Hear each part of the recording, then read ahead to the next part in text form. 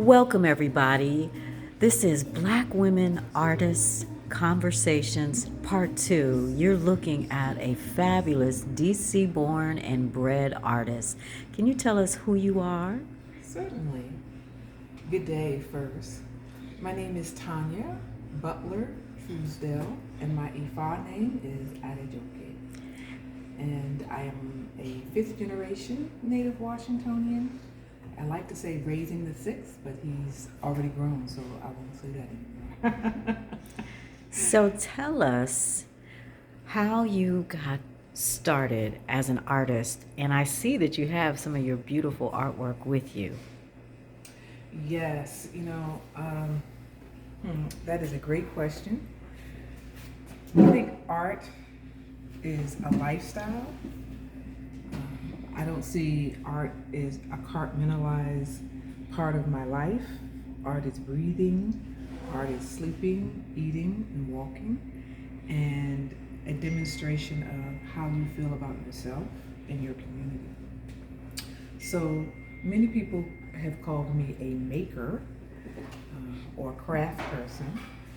I like all of those titles. Artist is a little intimidating for me. But I would say, what I will acknowledge is being a person who really loves enabling people to give wonderful, memorable gifts to others. I always hope that most of the people who are consuming anything that I make or give, that they will in fact gift it to someone else. And I started doing that, like most people, in a time when I could not really afford to go out and purchase a commercial product. And I was very, very lucky to have someone in my life who had similar values, who gave me an incredible gift that she had made with her hands. All the way back since high school, I've always been in love with color and form. Everything from pottery to collages to knitting, anything tactile has been important to grasp onto each day. It's actually what makes me happy, And so after receiving this wonderful gift, it sort of reinvigorated something in me that remembered just how much it was a pleasure to spend maybe 2 to 3 hours a day, sometimes only 30 minutes, on something that I was creating or coming into form, bringing into form with my very own hands. And again, whether it be sewing or gardening, anything that has something to do with color, fragrance, and form. And I'm trying to remember my first project. About what year did you start? Yeah, I'm trying to remember my first project. Man, I guess like most people who are into color, probably in grade school. When I was in grade school, I knew that I did not have that gift for perspective and dimension.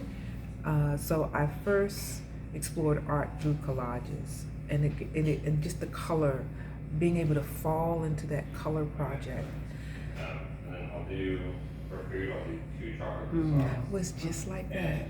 One, Being able to feel comfortable in a pause and to breathe, and you really just fall into what you've created on the page, and you can block out everything else from that,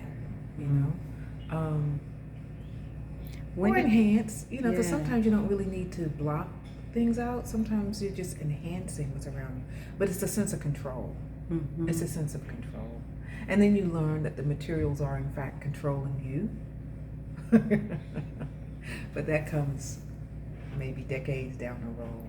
So decades down the road, after grade school, you got to a point, I'm imagining, where you wanted to have a business as an artist. About when was that? When did you become this creative entrepreneur? That's a great question too, Ananda. I don't think I have. I don't think I have. I never thought of it as a business. I probably never will. As an attorney, there are certain things that I occasionally in the back of my head say, oh yeah, do this, do that. And then I often remind myself, I don't know that I want to protect the idea.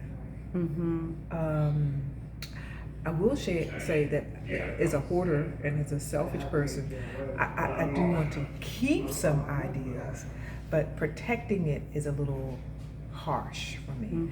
And, I think that art can actually also be about anti-consumption. So, business and commercial aspects in relation to encouraging others to give gifts to others, it doesn't dovetail that naturally for me. I'm certain for others that it does, but that's not my thing. I like to see the smile. So, you know that I'll turn anything into a business. So that's me having to wrap my head around it. I respect what you just said, and I get it.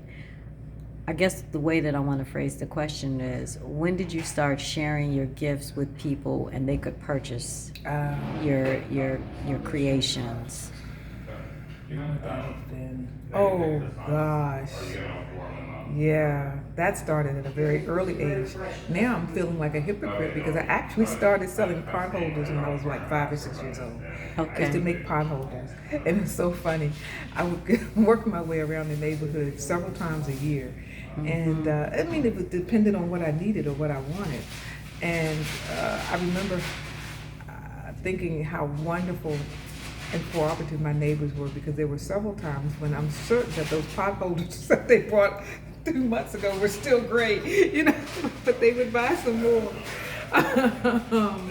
Yeah, so really since a little girl, I had no hesitation. The city was safer for children to do that. I had no hesitations about making something with my hands and walking door to door with it so I could get money to do whatever else I wanted to do, which typically involved buying something that was an expression of color. When you create, does that help you find health and wellness in your life, or peace, release stress? You know what? Channel your spirituality in some ways. Yeah, it's it really is an altruistic measure for me. I think the exchange for me is knowing that the item is going to find its way into someone's hands who will really, really value it, and that could be achieved at low cost, what I consider to be low cost. Okay. And that the middleman, a huge commercial entity, has been taken out of the middle, and it makes the act more intimate. So, the goal is intimacy. If there's some name recognition behind it, that's nice. It's more about knowing that there was a creation for a bridge to intimacy for me. Got you. So can you tell us, as we move forward into now, 2023, you have been able to share your gifts during different seasons, and I first met you at Trade Secrets in the late 90s. Shout out to Marcia Duval. And you have had jewelry, you cards, and you have bath and beauty products, but today you have some cards with you. Could you tell folks about your cards, how you go about making them, why you make them, what's important to you? Because I've purchased a number of them, and they're always, they're more than just a card. They're a soul item, a sacred item. To me, it's sacred art. That's kind of you to say that. Yes, and knowing whose shoulders you stand on, I will acknowledge that Mama Afia of Sankofa Fie once gave me a beautiful card. She's a fabulous artist. I'm hoping that people will recognize her name, first of all. But she gave me a card.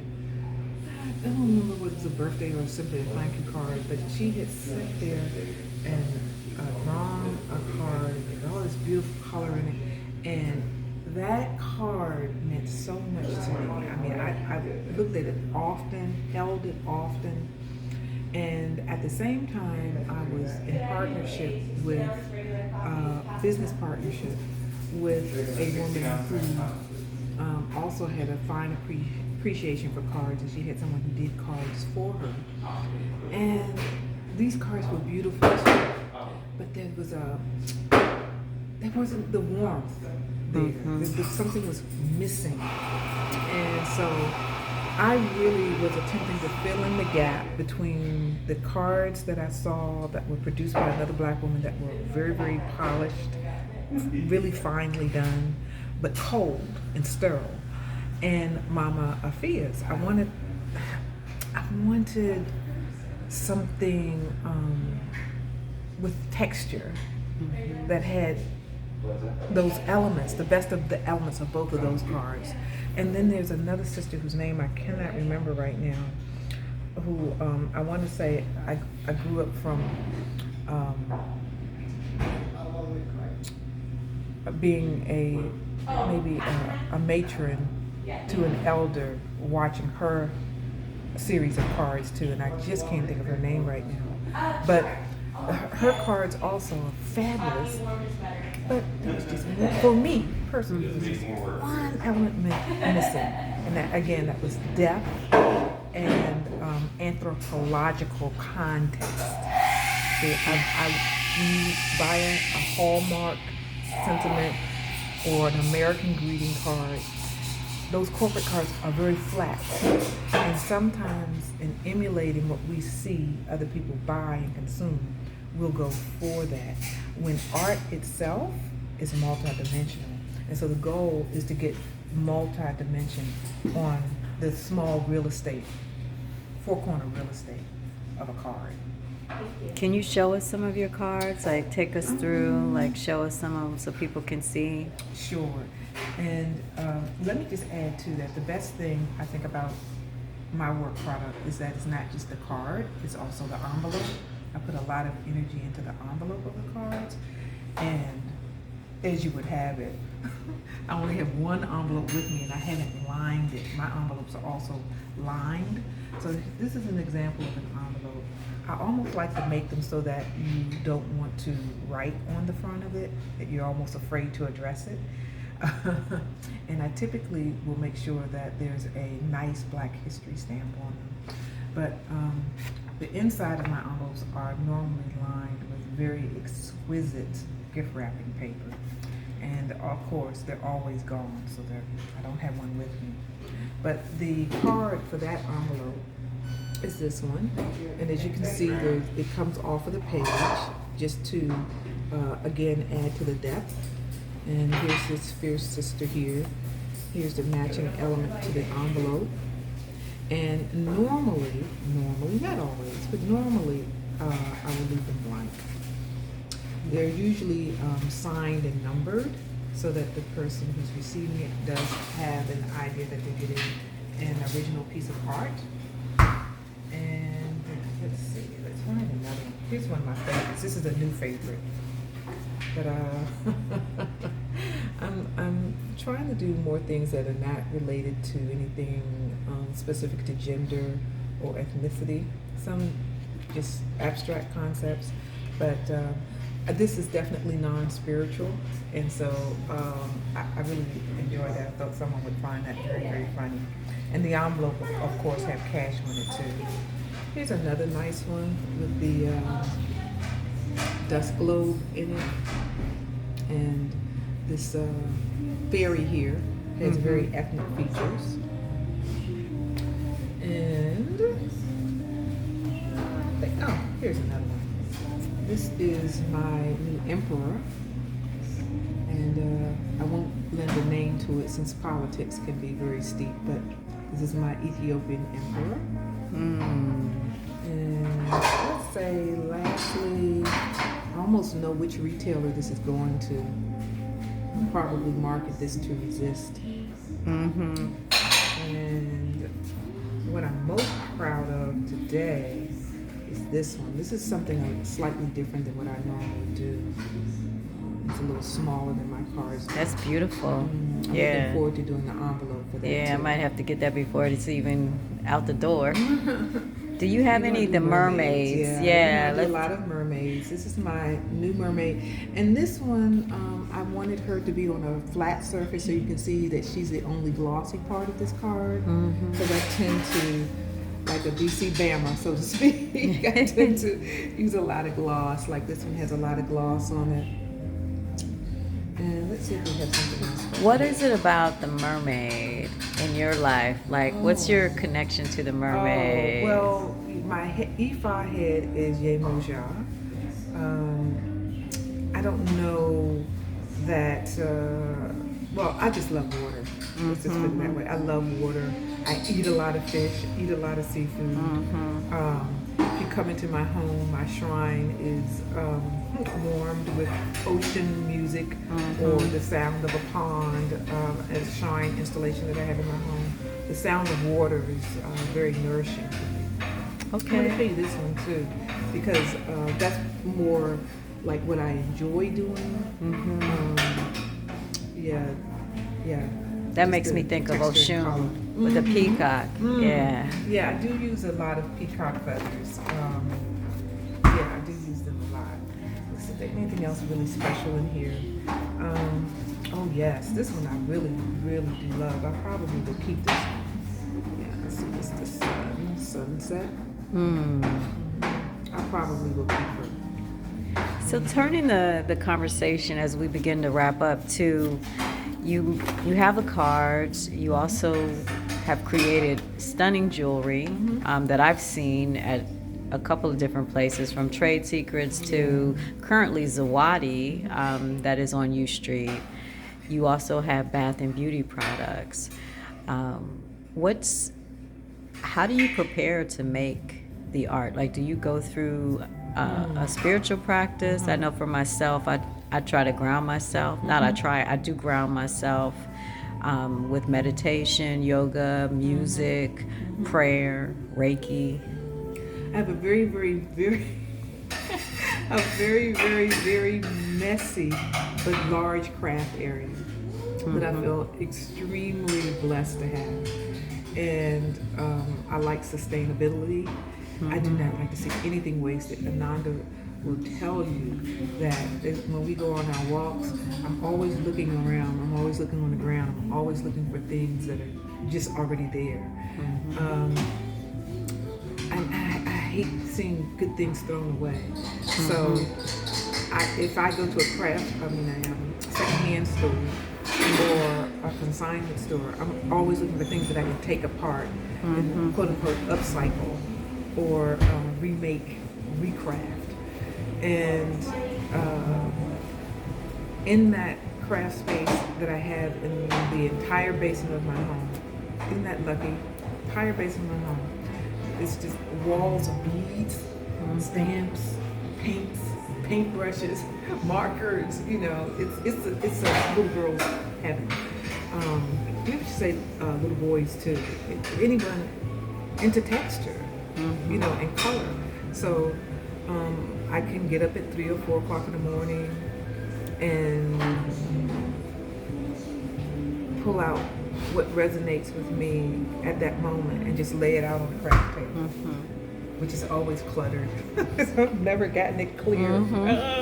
But I just lay it out on the craft table and I let it sit for I let it sit for a long time. Because again, I remember I said something about wanting to manipulate the materials, but actually the materials are manipulating you over time. And so you let them sit and see how they want to marry each other, if they want to marry each other at all. I've made some quote unquote mistakes that didn't want to be married. That you know, then in stubbornness, sometimes I'll work the project all the way through, only to realize that it's going to be cut into shreds for something else, and then weaved together with something else. So it is an expression of efficiency, time management, and resource management. And it's very much related to my profession, which is real estate law, because you have a limited amount of space. Even when you're making jewelry, you know, we can only dangle so far, it can only do so much. So the act of acknowledging that in a manifestation or a piece of work corresponds with breathing and accepting the laws of nature, the spiritual laws. And then you go into the day knowing that, because you just tried to manipulate material, something in 3D helps you in the multi-dimensional universe when you go out to work. You already remember the rules now. Remember, oh, there's that copper is only going to do this, going to do that, going to do this. And it helps you remember the universal laws as you're interacting with people and setting goals. I love that. So as we begin to wrap up this juicy conversation, and folks know that we'll be having more conversations, today we decided to stop at a fabulous, my new favorite cafe. Au Lait is a Moroccan-owned cafe on 17th Street near the Safeway in Northwest, if you're familiar. And it opens at 7 in the morning and closes at 4 p.m. The owner, Celine, used to own Brick Lane on the same street, and he has now opened a new spot. And so Tonya and I tried to, in our walks and our conversations and connections and soul sister love moments, we support people of color cafes and women-owned cafes. So as we close out at Au Lait this morning, can you tell people where they can find you online? So I do have a website. It's called silkysoft.smooth.sheabutter.com. silkysoft.smooth.sheabutter.com. And I think I have another website that leads to the same one, sheabutterboy.com. I believe that's still mine too. Goes to the same site. And there you'll find the earrings, typically the cards, and very often soaps. The cards are also typically at Zawadi, but they run out very quickly there. And there are a few now at, oh my gosh. Jenny Bick. Thank you, Jenny Bick on Connecticut Avenue. All right. Well, thank you so much for spending some time this morning with us, talking about your creativity, how you got started, how you look at it as an opportunity to bless others so that they are able to give gifts that represent their spirit, their heart, and what's in their mind. We thank you. Ashe.